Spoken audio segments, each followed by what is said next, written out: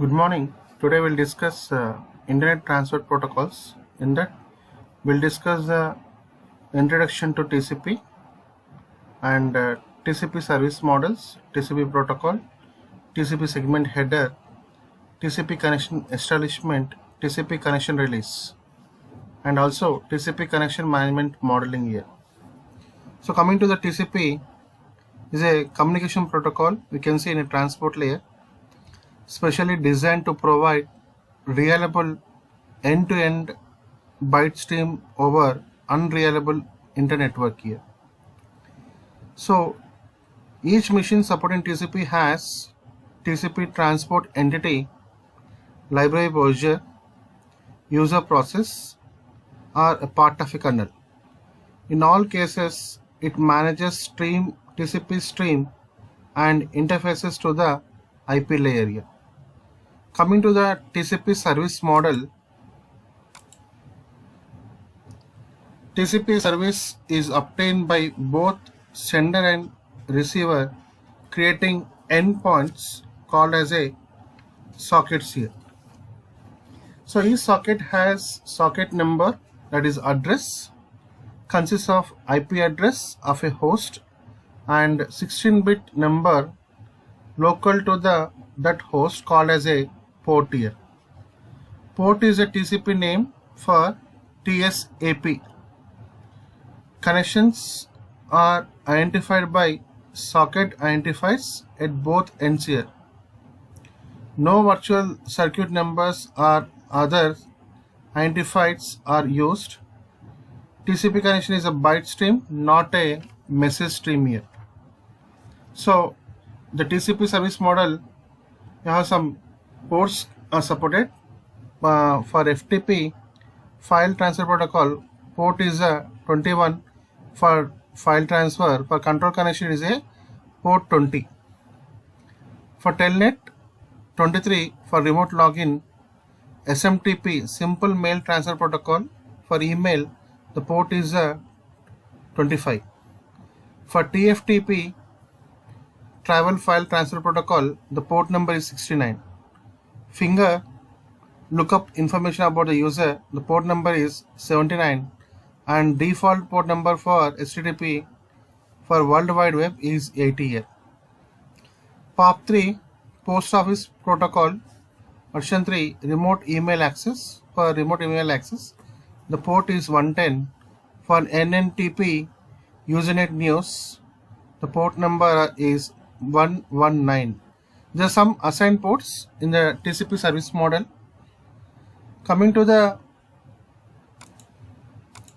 TCP segment header or a format, we have some fields in the header format here. Header field. First, coming to the source port address. Source port address is a 16-bit field, defines port number of application program in host that is sending segment. Coming to the destination port address, it is 16-bit field, defines port number of application program in host that is receiving segment here. Coming to the sequence number field, it is a 32-bit field,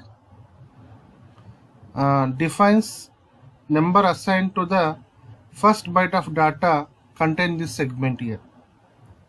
Coming to the acknowledgement number, 32-bit field, byte number that receiver of segment is expecting to receive from the other party here. Coming to the header length, H length stands for header length here. This is a 4-bit field, indicates number of 4-byte words in a TCP header here. Length of header can be between 20 and 60 bytes. The value can be between 5 and 15. If it is 5 into 4, 20 bytes. If it is 15 into 4, 60 bytes here. And coming to the reserved, is a 6-bit field, reserved for the further use. And coming to the control, these are control. Control defines 6 different control bits or flags. One is URG, urgent pointer is valid, acknowledgement is valid, request for push, reset the connection, synchronize sequence numbers, and terminate the connection. Finish. Coming to the window size, is a 16-bit field. Defines size of window in bytes here. The maximum size of window is 65,535 bytes here. Checksum, 16-bit field for checksum. Urgent pointer is a 16-bit field used when segment contains urgent data. Options and padding can be up to 40 bytes of optional information in TCP header here.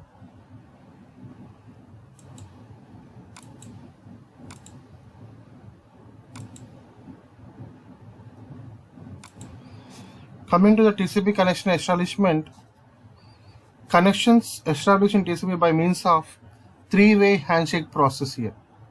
So the first figure shows that TCP connection established in normal case, and second case you can see call collision here.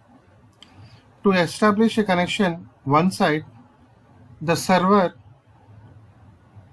passively waits for incoming connection by executing the listen system call here and accept primitives, either specifying a specific source or nobody in a particular. Other side, client executes connect system call primitive specifying the IP address and port to which it wants to connect, the max TCP segment size it is willing to accept, and optionally some user data. Connect system call primitives sends TCP segment when synchronization bit on an acknowledgement bit of waits for the response. When segment arrives at destination, TCP entity checks to see it there is a process that is done listen on the port given to the destination port failure. If not, it sends reply with reset bit onto the or reject the connection here. If some process is listening to a port, process given incoming TCP segment, it can return either accept or reject to the connection area. If it accepts the connection, an acknowledgement segment is sent back to the host one here. Note, synchronization segment consumes 1 byte of sequence space so that it can be acknowledged. Coming to the TCP, we have some TCP connection management modeling: closed, listen, send, received, sent, synchronization sent, synchronization received. Closed is nothing but no connection is active or pending. Listen, the server is waiting for incoming call. Synchronization received, a connection request has arrived, wait for acknowledgement. Synchronization sent, application has started to open a connection. Established, normal data transfer state. Finish, wait 1, the application has said it is finished. Finish, wait 2, the other side has agreed to release. Timed wait, wait for all packets to die off. Closing, both sides have to try to close simultaneously. Close, wait, other side has to initiate it to a release. Last acknowledgement, wait for all packets to die off. These are states used in TCP connection management for finite state machine. Coming to the TCP release,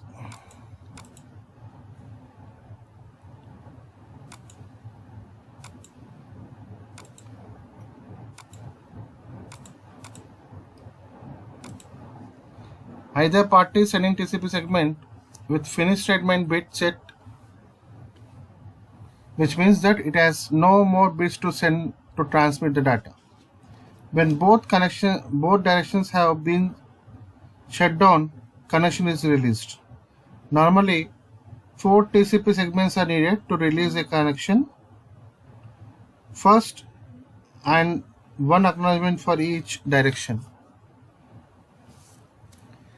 In TCP connection modeling, what are steps required to establish a connection and release the connections? Can be represented in a finite state machine with 11 states listed here.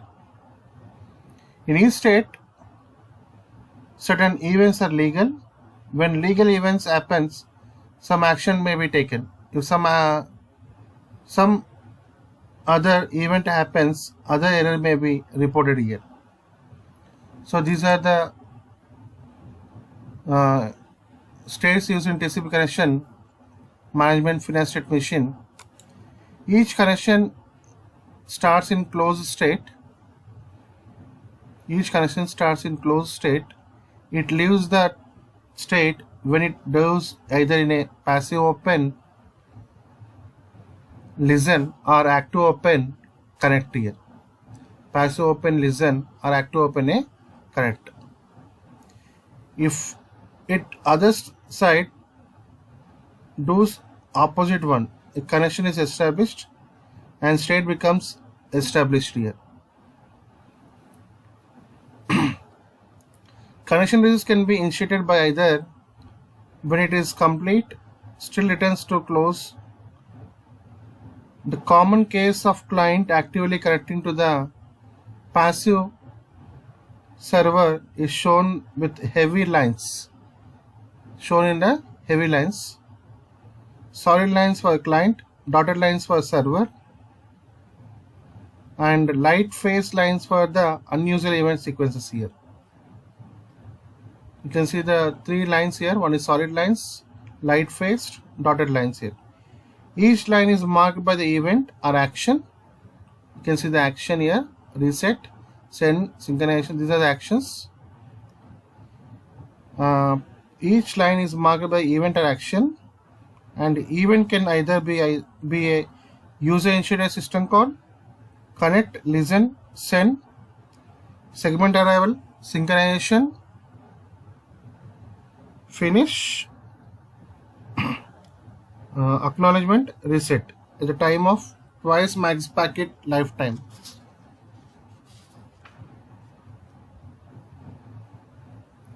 Coming to the TCP transmission policy, window management in TCP is not directly tried to acknowledge as it in most data link protocols here.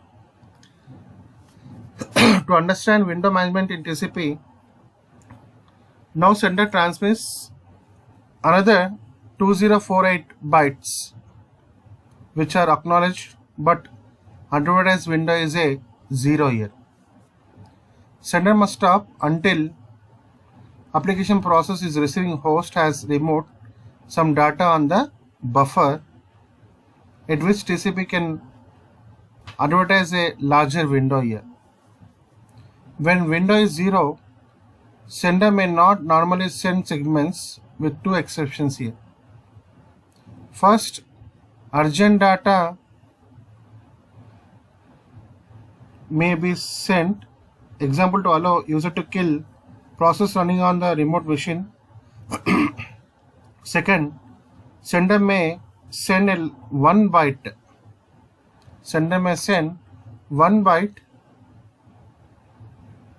segment to make receiver re-announce the next byte expected and window size here. Another problem that can be designed is TCP performance is silly window syndrome. This problem occurs when data is passed to sending TCP entity in larger blocks, but inactive applications are receiving side data 1 byte at a time.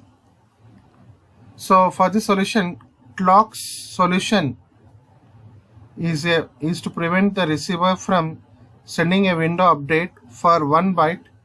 Instead, it is forced to wait until it has decent amount of space available and advertise that instead. Specifically, the receiver should not send window update until it can handle the maximum size it advertised when connection was established or until its buffer is half empty, whichever is smaller.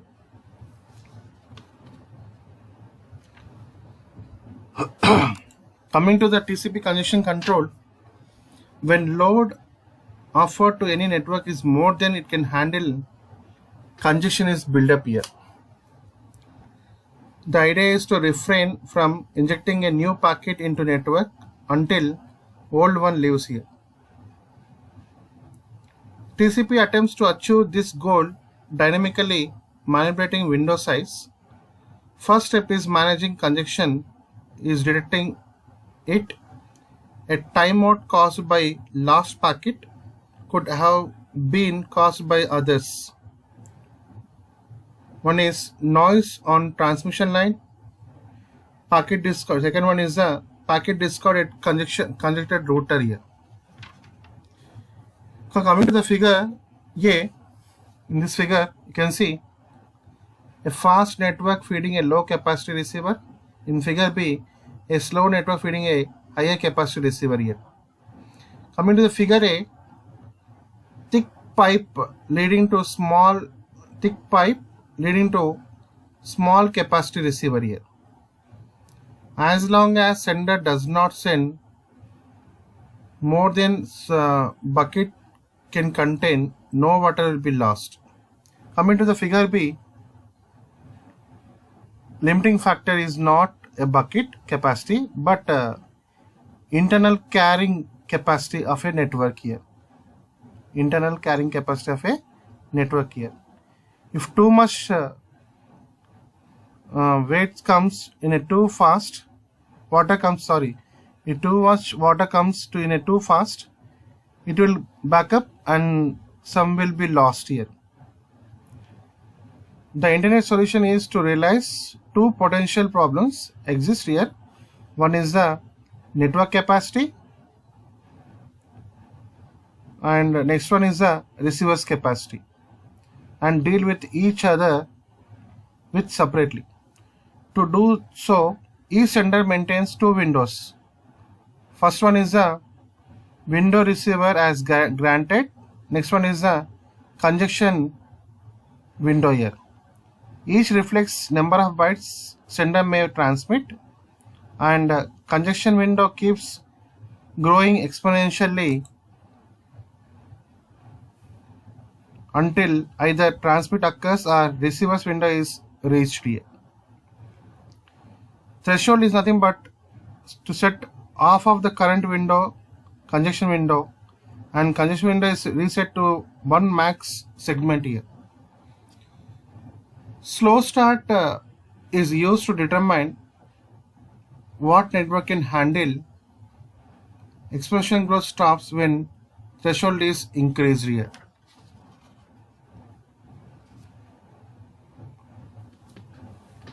This is an example for internet congestion algorithm here. These are transmission number, congestion window here in kilobytes. We are starting from the slow start and keeping some threshold here. Until the threshold, we cannot increase the window size here. Thank you for listening to the TCP concept. Thank you.